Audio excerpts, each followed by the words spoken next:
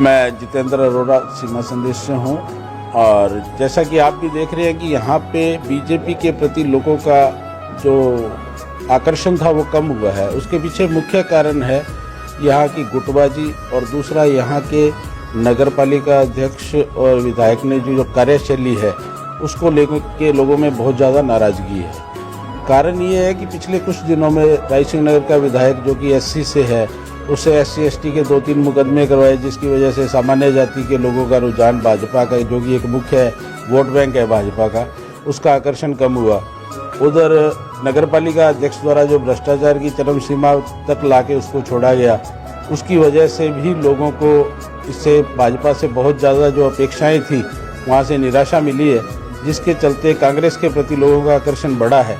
और जो आज की स्थिति में हालात हैं, अगर टिकटों का सही वितरण होता है तो एक तरफा कांग्रेस की जीत यहाँ पे स्पष्ट नज़र आ रही है, जैसा कि आज की मीटिंग और कल की मीटिंग से भी आपको आभास हुआ होगा। और यहाँ के लोगों की जन भावना भी यही है। कुछ कृषि आंदोलन जो चला है पीछे, जो 3 कृषि कानूनों को लेकर किसानों में नाराज़गी है, क्योंकि ये पंजाबी बाहुल्य क्षेत्र है, तो उसका भी एक बहुत बड़ा प्रभाव इधर देखने को मिल रहा है। किसान उस वजह से भी भाजपा से रुष्ट हैं। कुछ यहाँ के MLA और नगरपालिका अध्यक्ष की कार्यशैली ने इसमें आग में घी डालने का काम किया, जिसके चलते यहाँ पे स्पष्ट कांग्रेस का बहुमत आता हुआ नज़र आ रहा है। फूट कांग्रेस में भी बहुत है। 3 पूर्व विधायक हैं, तीनों अपना अपना दल बना के चलते हैं, लेकिन फूट से बड़ा जो 2-3 मेन पॉइंट मैंने बताए थे कि जैसे कि 3 कृषि कानूनों को लेके किसानों में नाराज़गी है। शहर के जो वोटर थे, जो भाजपा के पक्का वोट बैंक माना जाता था, उसमें जो नगरपालिका अध्यक्ष द्वारा भ्रष्टाचार को लेके लोगों में नाराज़गी है। जो सामान्य वर्ग था उसका विधायक को लेके नाराज़गी है, उसने जो SC/ST के 3-4 मुकदमे इस क्षेत्र में करवाए।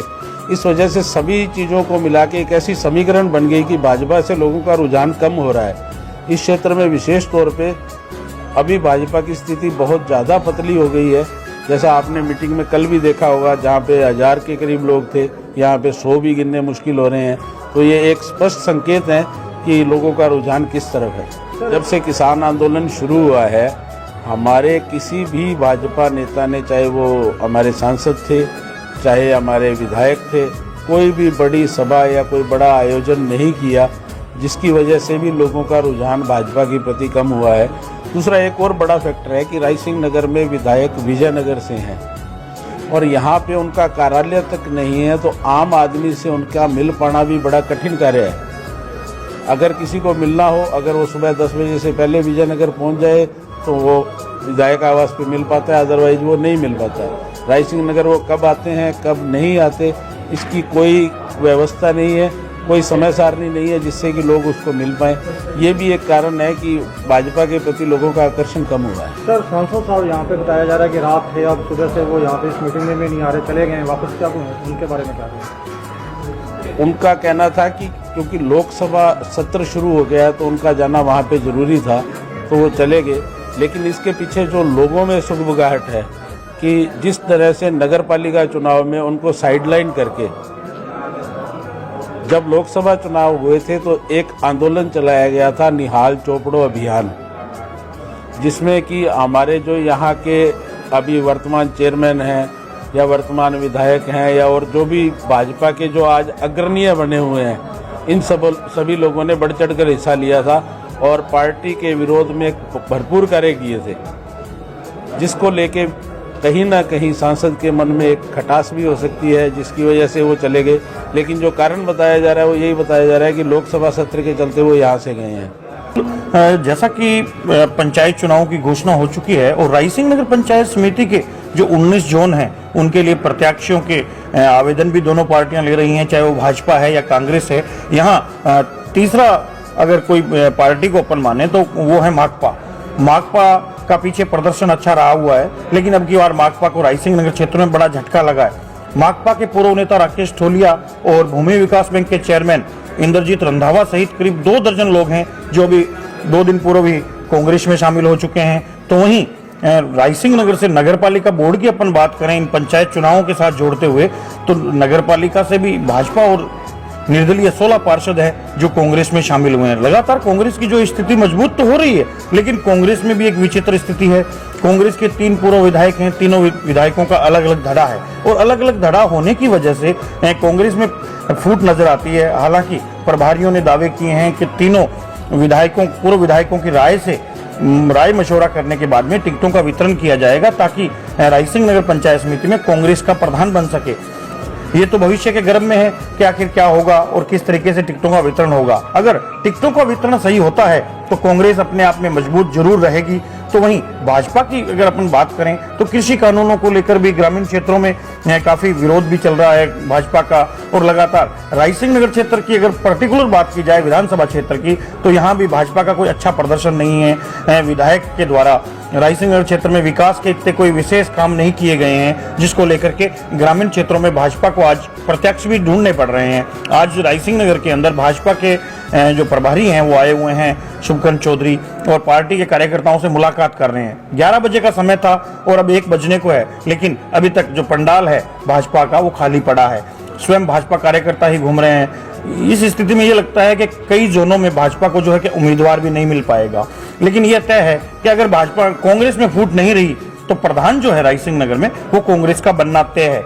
सामान्य महिला की सीट होने के नाते यहाँ जो है कि टक्कर भी काफी चौंकाने वाली रहेगी और मजबूती के साथ कांग्रेस व भाजपा और माकपा तीनों ही अपना चुनाव रायसिंह नगर में लड़ रहे हैं। जी बिल्कुल, जैसा आप बता रहे हैं कि श्री विजयनगर की बात कर रहे हैं, तो श्री विजयनगर में करोड़ों के दाव खेले गए थे नगर पालिका बोर्ड को लेकर के, क्योंकि नहीं तो कांग्रेस का बोर्ड वहां कंफर्म बना हुआ था और धन बल के प्रयोग से ही वहां भाजपा का बोर्ड बन पाया। तो रायसिंह नगर में भी ऐसे ऐसे धुरंधर चुनाव लड़ रहे हैं कांग्रेस से, और भाजपा से भी कई नाम आए हैं जो बड़े अपने धनबल का प्रयोग भी करेंगे। और जिस तरीके से धनबल का प्रयोग चल रहा है, उस धनबल के प्रयोग के चलते जो है कि प्रधानगी का पद हथियाने के प्रयास भी चल रहे हैं। और कई गांव में जो प्रत्याशी हैं जो सामान्य सीटों के हैं, सामान्य ही प्रधान का सीट होने के नाते वहां शराब पार्टियां और खाने पीने की व्यवस्थाएं शुरू भी हो चुकी हैं कई पंचायतों में, जिसको लेकर के ये इनकार नहीं किया जा सकता कि धनबल का प्रयोग नहीं चलेगा।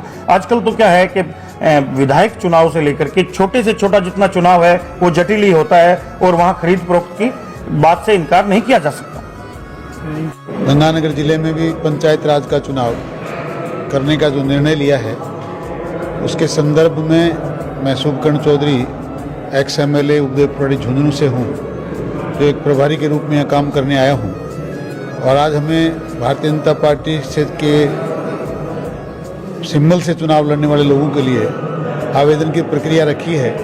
आज हम लोग आवेदन लेंगे, स्क्रूटनी करेंगे और 2 तारीख तक नामांकन की जो तारीख तय हुई है, तब तक हमें भारतीय जनता पार्टी के प्रत्याशियों के जिला परिषद पंचायत समिति से सदस्यों के नामांकन दाखिल करवाने हैं।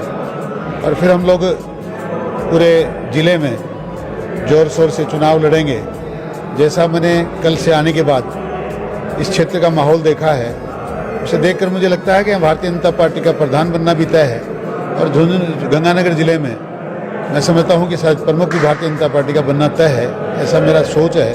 और ऐसी जनता की आशा भी है, होना भी चाहिए। जनता में जो रोष था, पहले किसानों के बिल की चर्चाएं थी, गाँव में भी कल गया हूँ, लोगों से मिला जुला हूँ। किसान बिल हमारे माननीय प्रधानमंत्री जी के वापस लेने के बाद लोग भारतीय जनता पार्टी को वोट देना चाहते हैं, भारतीय जनता पार्टी के साथ काम करना चाहते हैं। और कांग्रेस की कलह को देखकर, हालांकि हम किसी कलह का फायदा उठाने वाले लोग नहीं हैं, हम अपने काम को देखते हैं और अपने काम से ही लोगों को संतुष्ट करके हमारे पक्ष में मतदान करवाने की मंशा रखते हैं। और ऐसा मुझे विश्वास भी है, ऐसा लोग करेंगे भी और ऐसा लोगों की आशा भी, इच्छा भी है। हमने माननीय विधायक महोदय को यहाँ आमंत्रित किया था और लोगों में शायद ये संदेश भी गया होगा कि विधायक महोदय के पास विजयनगर और रायसिंह नगर 2 पंचायत समितियाँ हैं। वो विजयनगर में अपना काम करके कुछ देरी से आ रहे हैं। आजकल लोग आप लोग जानते हैं कि इलेक्ट्रॉनिक मीडिया इतना फास्ट है, सोशल मीडिया इतना फास्ट है, लोगों को पता चल जाता है। वो शायद देरी से आ रहे होंगे, इसलिए लोग भी देरी से आएंगे। और काफ़ी कुछ आवेदन आपके सामने लोग दे भी रहे हैं, कल भी काफ़ी आवेदन आए हैं। जहाँ तक कांग्रेस की चर्चा आप लोग कर रहे हैं, कल वहाँ टिकट मांगने वाले और चुनाव लड़ने वाले लोगों की भीड़ कम थी और झगड़ा करने वाले लोगों की भीड़ ज़्यादा थी। वहाँ तो लड़ाई इस बात की हो रही है, कौन जिम्मेदार होगा, कौन इसका मालिक होगा, कौन टिकट बांटेगा, किसको मिलेगी। भारतीय जनता पार्टी में ऐसा है नहीं, हमारी कोई कलह नहीं, कोई अंतर्विरोध नहीं। एक ही व्यक्ति है, एक ही सिंबल है हमारा, और एक ही कार्यकर्ता है जिसका नाम कमल का फूल है। हम में से कोई भी व्यक्ति बैठ के निर्णय करे, पर लोगों में अपने क्षेत्र के व्यक्ति का जरा विश्वास होता है, वो यहाँ के जनप्रतिनिधि हैं, वो पहुँचेंगे, उसके बाद लोग आएंगे भी, और फार्म भी लोग लेके जा रहे हैं, लेके जाएंगे, और उसके बाद मीटिंग भी होगी। पहुँचने को तो प्रभारी साहब पहुँच गए हैं, हमारे जो चुनाव लड़ने के इच्छुक हैं और कार्यकर्ता वो पहुँच रहे हैं सभी। मैं भी 2 दिन से बाहर था, अभी आया ही हूँ, और विधायक जी भी अभी गाँवों के टूर पे ही है, तो वो आ जाएंगे, आते ही मीटिंग शुरू हो जाएगी। अच्छी शुरुआत होगी। हमने पहले भी विधानसभा में अच्छा प्रदर्शन किया हमारे कार्यकर्ताओं ने, नगरपालिका चुनाव में भी, विधानसभा में भी, और अब भी हम अपना प्रदान 100% बनाएंगे। सर, कल कांग्रेस की जो मीटिंग हुई थी उसके अंदर सुबह से ही बहुत ज़्यादा भीड़ थी, लेकिन भारतीय जनता पार्टी की मीटिंग में ऐसा कुछ नहीं दिख रहा है, ऐसा क्यों है? नहीं, ऐसी कोई बात नहीं है। चुनाव में वही जीता है जिसकी तैयारी अच्छी होती है। दावेदार ज़्यादा है वहाँ पे, क्योंकि वहाँ आपस में फूट भी बहुत ज़्यादा है। यहाँ पार्टी एकजुट है, पार्टी फैसला करेगी जिस कैंडिडेट को चुनाव लड़ाना है। तो हमने अपने पहले ही प्रभारी जोन वाइज बना दिए थे, 2-2 प्रभारी, वो अपनी रिपोर्ट ले रहे हैं। अभी एकदम से ज़्यादा प्रदर्शन करने से कुछ नहीं होता, अभी चुनाव की शुरुआत है, और आगे आगे जैसे जैसे हम बढ़ेंगे हम पूरी ताकत के साथ चुनाव लड़ेंगे, क्योंकि भारतीय जनता पार्टी एक है बिल्कुल, और हम चुनाव जीतने जा रहे हैं। मैं डॉक्टर सुखदेव बराड़, यहाँ पंचायत समिति का प्रभारी होने के नाते आज रैसर में आया हूँ। आज हम अपने पूरे कार्यकर्ताओं के साथ जिताऊ व टिकाऊ और भारतीय जनता पार्टी निष्ठा रखने वाले कार्यकर्ताओं को भारतीय जनता पार्टी की हम रिकमेंडेशन करके प्रदेश के पास में भेजेंगे और उनको टिकट मिलेंगी। और मैं आपको निसंकोच ये कहना चाहता हूं कि भारतीय जनता पार्टी के कार्यकर्ताओं की तरफ और भारतीय जनता पार्टी की तरफ से पूरी आकांक्षाओं के साथ पब्लिक देख रही है। आपने देखा है कि कांग्रेस सरकार जब आई है और माननीय मुख्यमंत्री जी हमारे 2 साल से अपने कमरे से, अपने घर से बाहर नहीं निकले, और बड़ी बेशर्मी की हद है कि अपने सरकार को बचाने के लिए एक मंत्रिमंडल का विस्तार न करना पड़े, इसलिए वो घर में ही बंद है, जनता जाए पहाड़ में। उन्होंने जो वादे किए थे कि हम कर्जा माफ़ करेंगे, कोई कर्जा माफ़ नहीं हुआ।